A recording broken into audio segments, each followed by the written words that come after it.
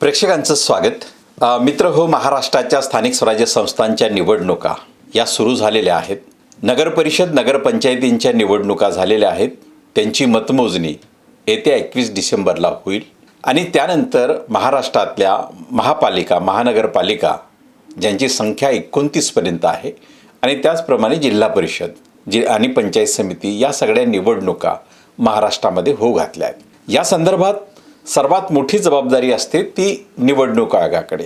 अर्थात स्थानिक स्वराज्य संस्थांच्या निवडणुका या केंद्रीय निवडणूक आयोगाऐवजी त्या राज्याच्या निवडणूक आयोगांकडून संचलित केल्या जातात. सध्या महाराष्ट्रामध्ये सर्वात महत्त्वाची आणि अतिशय ज्याला आपण म्हणूया चुरशीची होईल अशी जी निवडणूक आहे ती मुंबई महानगरपालिका. या मुंबई महानगरपालिकेच्या संदर्भात निवडणूक आयोगाने वेगळ्या पक्षांना बोलावून त्यांच्याशी संवाद करणं आणि त्यांना निवडणूक प्रक्रियेच्या संदर्भात माहिती देणं अशा सगळ्या बाबी सुरू झाल्या आहेत. परंतु या सगळ्या प्रकारांमध्ये एक धक्कादायक प्रकार याच दरम्यान पुढे येतो आहे आणि तो नेमका काय आहे की लोकांना मतदानासाठी ज्या सार्वजनिक व्यवस्थेचा सर्वाधिक उपयोग झाला पाहिजे त्याऐवजी या निवडणुकीमध्ये मतदारांच्या या व्यवस्थेला कुठेतरी खाजगीकरणाची एक जोड देण्याचा प्रयत्न होतो आहे. ती नेमकी कशी आहे हे आपण या संदर्भामध्ये प्रत्यक्ष निवडणूक आयोगाबरोबर ज्यांचा संवाद झालेला आहे ते समाजवादी पक्षाचे महाराष्ट्राचे महासचिव आणि प्रवक्ते माननीय राहुल गायकवाड यांच्या शब्दातच थेट ऐकूया. पहा. त्रिवेद मीडियाच्या सर्व दर्शकांना नमस्कार.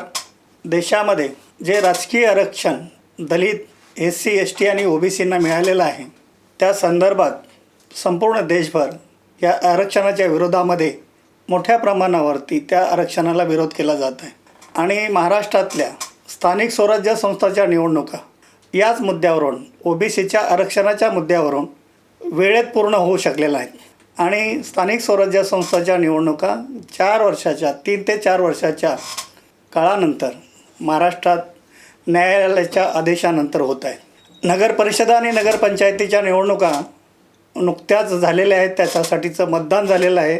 त्याचा निकाल 21 तारखेपर्यंत येणार आहे आणि राज्यातील महानगरपालिका जिल्हा परिषदा आणि पंचायत समितीच्या निवडणुका ह्या कुठल्याही क्षणी कधीही त्या जाहीर होऊ शकत आहेत आणि 31 जानेवारीच्या 2026च्या अगोदर या निवडणुका होण्याची शक्यता आहे.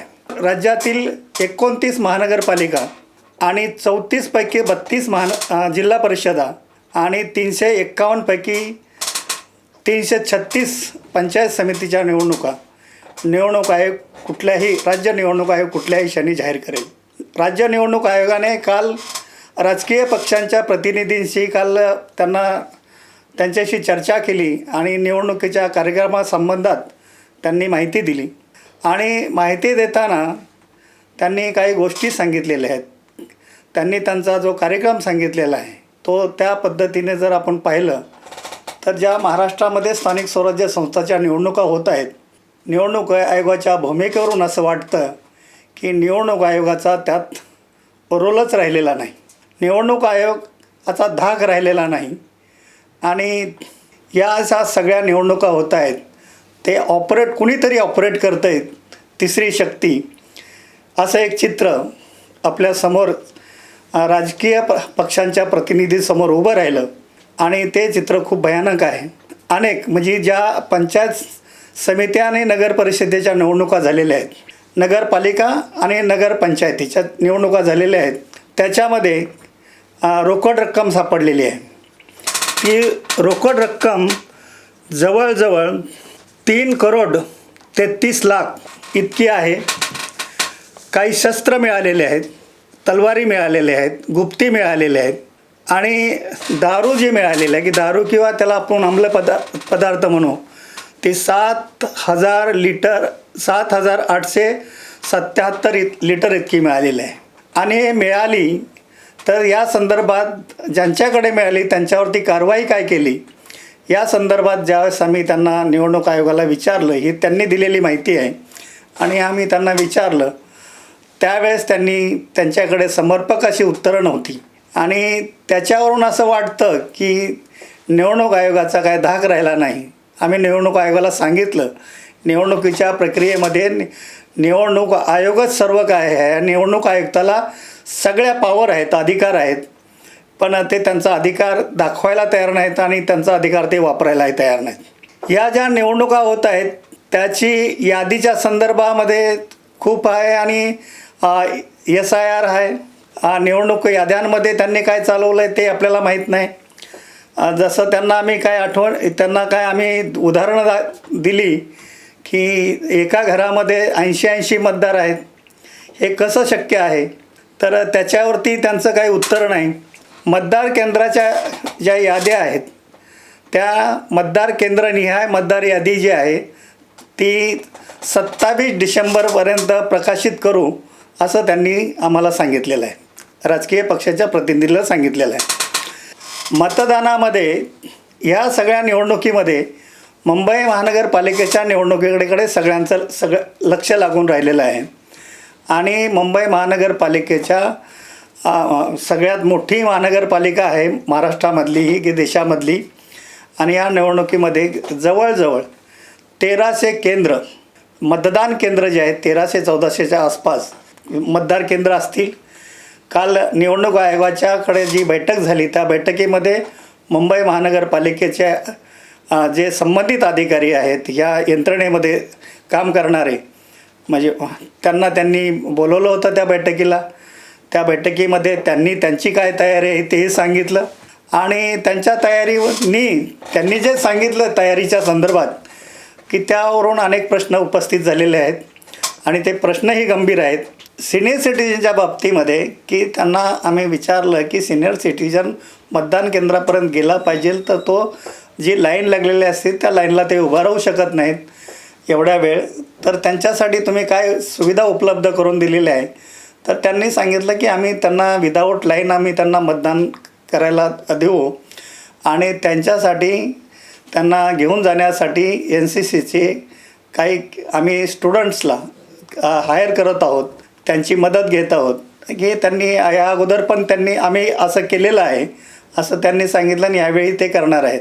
पण मुद्दा जो आहे याच्यामध्ये की महानगरपालिका जे ह्या निवडणूक प्रक्रियेमध्ये जे 1300-1400 जे मतदान केंद्र उभारणार आहेत, तर महानगरपालिकेच्या शाळा असतील किंवा प्रायव्हेट शाळा असतील किंवा जे मैदानं आहेत अशा मैदानांवरती फक्त 815 इतकेच बूथ ते बांधणार आहेत आणि बाकीचे बूथ जे आहेत त्या मोठ्या वसाहती आहेत, रहिवासी म्हणजे गृहनिर्माण संस्था आहेत, त्या संस्थांमध्ये ते उभारणार आहेत आणि हे खूप धोकेदायक आहे. मोठ्या गृहनिर्माण संस्था जे आहेत त्याच्यामध्ये एक उच्चभ्रू वर्ग राहतो आणि तो वर्ग जो आहे की तो मतदानासाठी येत नाही. त्यांचं म्हणणं असं आहे की उच्चभ्रू वर्ग जो आहे तो मतदानासाठी बाहेर पडत नाही आणि मग त्यांना अधिक सुविधा दिली पाहिजे आणि त्यांच्या परिसरामध्ये आणि घरातच त्यांना त्यांच्या परिसरामध्ये त्यांना मतदान केंद्र उपलब्ध करून दिलं पाहिजे.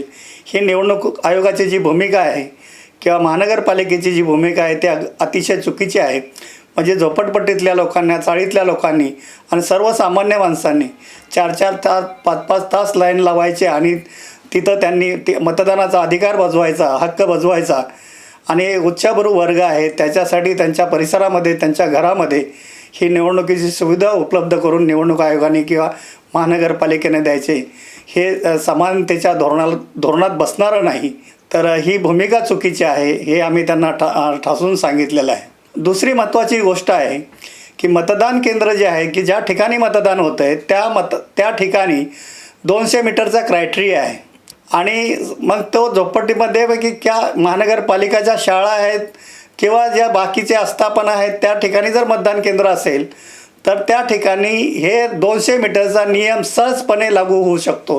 पण समजा हेच मतदान केंद्र एखाद्या गृहनिर्माण सोसायटीमध्ये असेल, हाऊसिंग सोसायटीमध्ये असेल तर त्या ठिकाणी ते करणं शक्य नाही, कारण एखाद्या वसाहतीच्या सोसायटीच्या परिसरामध्ये ते केंद्र असेल, कंपाऊंडमध्ये असेल आणि त्या सोसायटीतली लोक तिथं ये जा करत असतील. त्या सोसायटीचा एक कार्यालयीन ऑफिस असेल, त्यांचं जे हाऊसिंग सोसायटीचं जे कार्यालय असतं त्याचं ऑफिस असेल ते साधारणतः तळमजल्याला असतं आणि एखाद्या मोठ्या सोसायटीमध्ये क्लब हाऊस असू शकतो आणि ते लोक त्या क्लब हाऊसमध्ये बसू शकतात, हे सगळं करू शकतात हे सगळं.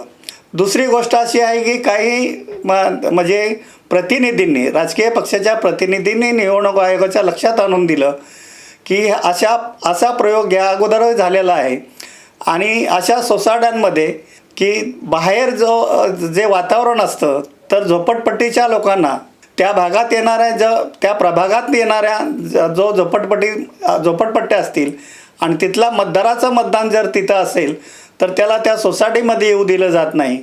ह्या सगळ्या गोष्टी, बारीक सारीक गोष्टी आम्ही त्यांच्या लक्षात आणून दिलेल्या आहेत. आणि हे सगळं जे आहे गृहनिर्माण सोसायट्यामध्ये असे केंद्रच उभा करू नका. आणि मोठ्या प्रमाणावर सगळ्याच पक्षाच्या लोकांनी त्याच्यावरती आक्षेप घेतलेला आहे आणि त्यांनी सांगितलेलं आहे की त्यांनी त्या संदर्भात हा निर्णय करा आणि पुढची चर्चा करा. आम्ही त्यांना असं सांगितलं तेव्हा त्यांनी सांगितलं की या 2 दिवसामध्ये आज किंवा उद्या निवडणूक मुंबई महानगरपालिकेच्या आयुक्तांशी चर्चा करून याबाबतीत आम्ही निर्णय करू आणि ते तसा तुम्हाला कळवू. पण माझं एक स्पष्ट मत आहे की ते असा काही निर्णय करणार नाहीत.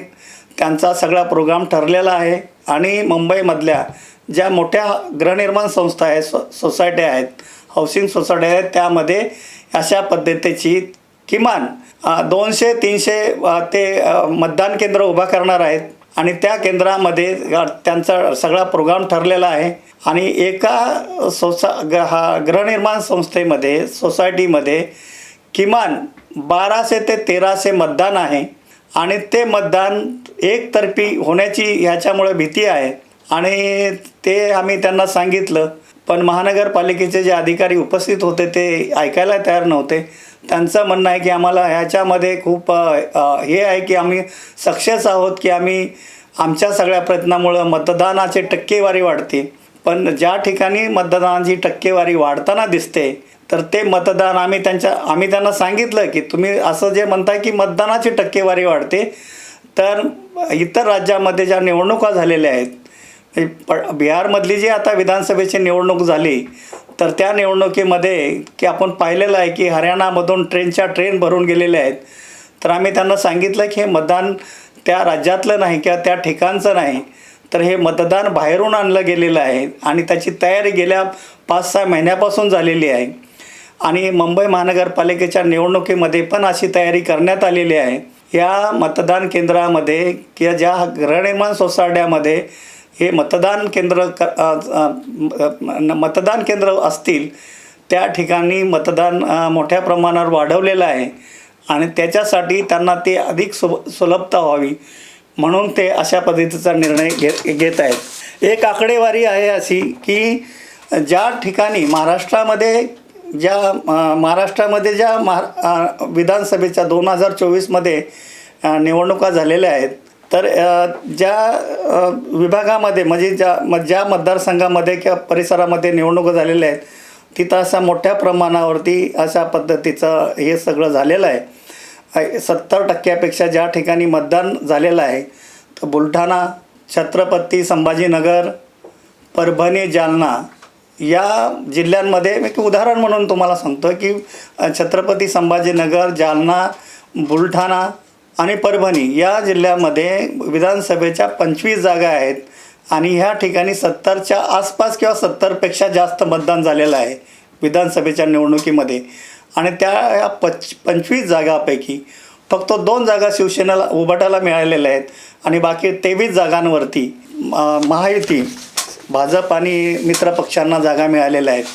तर हे वाढीव जो मतदान आहे ते वाढीव मतदान हे जे आहेत ते महायुतीच्या फेवरला जाताना दिसत आहे आणि म्हणून वाढीव मतदानाच्या बाबतीत आम्ही गंभीर नाही आहोत. सर्वच राजकीय पक्ष आम्हाला मतदान जे आहे, मतदान प्रक्रिया जी आहे ते मोकळ्या आणि निर्भय वातावरणात पाडली पाहिजे असं आमचं मत आहे. निवडणुकीमध्ये जो गैरप्रकार होतो, आदर्श आचारसंहितेचा जो भंग होतो, त्या आदर्श आचारसंहितेचं पालन झालं पाहिजे. त्याच्यामध्ये जे रोख रक्कम आणि बाकी मद्य आणि अंमली पदार्थाचा जो साठा सापडला जातो आहे त्यांना आयडेंटिफाय करून त्यांच्यावरती कारवाई झाली पाहिजे आणि ती कारवाई अशा पद्धतीने झाली पाहिजे की पुढे असे कृत्य करणाऱ्याला दहशत बसली पाहिजे, त्यांच्यावर धाक बसला पाहिजे निवडणूक आयोगाचा, अशी आमची मागणी आहे. या निवडणुकीमध्ये दुबार मतदार जे आहेत की एका मतदाराचे अनेक ठिकाणी नाव असणं, की हा एक मोठा मुंबई महानगरपालिकेतला तरी पुढे आलेला प्रश्न आहे. आणि असे महानगरपालिकेच्याच जे अधिकारी त्या कालच्या बैठकीला उपस्थित होते त्यांनी सांगितलेलं आहे की 11 लाखापेक्षा अधिक असे दुबार मतदार आहेत आणि त्यांचा शोध सुरू आहे. आणि त्या संदर्भात त्यांनी वेगवेगळ्या टप्प्याने ह्यांनी एक कार्यक्रम ठरवलेला आहे. तर तो दुबार मतदार आहेत ते एकाच ठिकाणी कुठल्या तरी मतदान करतील अशा पद्धतीने त्यांनी त्यांची तयारी केलेली आहे. पण असं आहे की दुबार मतदार समजा एखाद्याचं 2 ठिकाणी नाव असेल तर एखादा तो मतदार एका ठिकाणी तो अधिकृतपणे जाऊन मतदान करेल आणि निवडणूक आयोग हे सत्ताधारी पक्षाच्या खिशातलं भावलं झाल्यामुळं, हातातलं भावलं झाल्यामुळं त्याचं जे दुसऱ्या ठिकाणी नाव आहे मतदार यादीमध्ये तो जाऊन तिथे मतदान करू शकतो, ही भीती आहे. तर अशा पद्धतीचा दुबार मतदार आहेत त्या संदर्भातील अधिक आम्ही त्यांना सांगितलेलं आहे की याच्यावर काटेकोरपणे तुम्ही हे नजर ठेवली पाहिजे. दुसरी गोष्ट अशी आहे की आपण पाहिलेलं आहे की बिहारच्या निवडणुकीमध्ये दिल्लीमध्ये मतदान करणारा भाजपचा एक नेता राकेश सिन्हाने की ते बिहारच्या निवडणुकीमध्ये 6 महिन्यानंतर त्यांनी मतदान केलेलं आहे. तर असे मतदार जे आहेत ते आयडेंटिफाय झाले की एकाच मतदाराने एका ठिकाणी मत दिलेलं आहे, एका राज्यात मत दिलेलं आहे आणि त्यांनी त्याच मतदारांनी जर ते अन्य राज्यात जाऊन मतदान केलं तर असं आयडेंटिफाय झाल्यानंतर की तुम्ही त्या संदर्भात काय कारवाई करणार का. तर संपूर्ण म्हणजे राज्य निवडणूक आयोग असो किंवा मुख्य निवडणूक आयोग असो की ते राजकीय पक्षाच्या कुठल्याच प्रश्नांना उत्तरं देत नाहीत. राहुल गांधी असतील किंवा समाजवादी पार्टीचे राष्ट्रीय अध्यक्ष असतील अखिलेशजी यादव यांनी अनेक तक्रारी निवडणूक आयोगाकडे केलेल्या आहेत. पण मुख्य निवडणूक आयोग किंवा राज्य निवडणूक आयोग की कुठल्याही राजकीय पक्षांच्या तक्रारीकडे लक्ष देत नाहीत, दुर्लक्ष करतात. आम्ही ही गोष्ट काल निवडणूक आयोगाच्या लक्षात आणून दिल्यानंतर, राज्य निवडणूक आयोगाच्या लक्षात आणून दिल्यानंतर त्यांना आम्ही मागणी केली की राजकीय पक्ष की त्यांच्या निदर्शनास ज्या काही गोष्टी येत आहेत, आचारसंहितेचा भंग होताना किंवा पैसे वाटप करताना ज्या काय तक्रारी त्यांच्या असतील, मतदानाच्या संदर्भात असतील, मतदान प्रक्रियेबद्दलच्या असतील, त्यांच्या निदर्शनास काय असेल कृत्य आल्यानंतर जर त्यांनी अधिकृतपणे तुमच्याकडे तक्रार केली असेल तर त्या तक्रारीचं निवारण केलं गेलं पाहिजे आणि तसं त्यांना कळवलं पाहिजे असं त्यांना आम्ही सांगितलं. ते बघू करतो या पलीकडे काही बोलायला तयार नाहीत. 2 डिसेंबरला की राज्यामध्ये ज्या अनगरची नगरपंचायतीची निवडणूक झाली त्या ठिकाणी उमेदवारांना उमेदवारी अर्ज भरू दिले गेले नाहीत. हा तमाशा सगळ्या महाराष्ट्राने पाहिला. आपण बिहारचं नाव घेतो पण बिहारपेक्षा वाईट परिस्थिती अनगरमध्ये सोलापूर जिल्ह्यातील मोहोळ तालुक्यात घडून आलेले आहे. ते सगळं महाराष्ट्राने पाहिलेलं आहे. एका महिलेला नगराध्यक्षपदाची निवडणूक लढू न देण्यासाठी तिथल्या गावगुंडांनी आणि तिथल्या पोलीस प्रशासनाला सोबत घेऊन त्यांनी जो महाराष्ट्रामध्ये हौदोस घातलेला आपण पाहिलेला आहे सगळ्या महाराष्ट्राने. या संदर्भात त्यांना आम्ही पत्र दिलेलं आहे आणि अनगरची जी बिनविरोध निवडणूक झालेली आहे, सदस्यांची बिनविरोध निवडणूक झालेली आहे, त्या संदर्भामध्ये पुन्हा प्रक्रिया सुरू करावी असं त्यांना आम्ही अशा पद्धतीचं एक त्यांना निवेदन दिलेलं आहे. मात्र त्या निवेदनाला ते भीक घालायला तयार नाहीत, निवडणूक आयोग ऐकायला तयार नाहीत. निवडणूक आयोग सत्ताधाऱ्यांच्या मर्जीनुसार त्यांना जे योग्य वाटतं त्या दिशेने त्या पद्धतीने काम करत आहेत. आणि मग आम्ही त्यांना सांगितलं की निवडणूक आयोगाची एक स्वायत्तता आहे ती कायम राहावी का, ती दिसली पाहिजे आणि तुमचा धाक राहिला पाहिजे अशा पद्धतीने प्रयत्न करा आणि ते करतील या बाबतीत आपण त्यांच्याकडून अपेक्षा बाळगायला काय हरकत नाही. जय हिंद.